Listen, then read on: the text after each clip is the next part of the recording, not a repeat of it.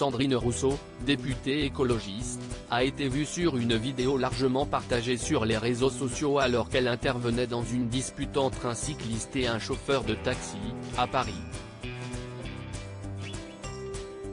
J'ai fait ce que j'avais à faire, voilà la réaction de Sandrine Rousseau après la diffusion massive d'une vidéo.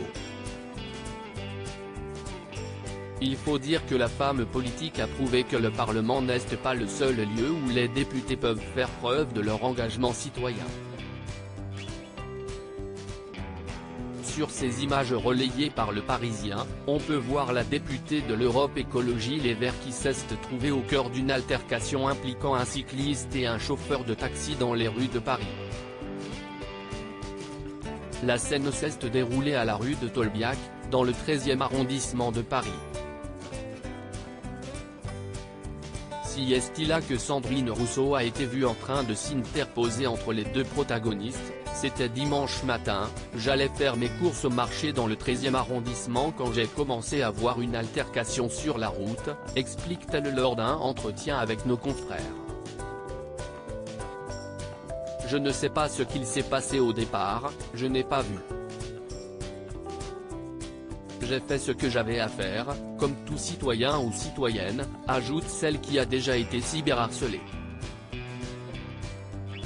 Sandrine Rousseau au cœur d'un débat animé. La vidéo révèle Sandrine Rousseau tenant le chauffeur de taxi par le bras, tentant d'apaiser la situation.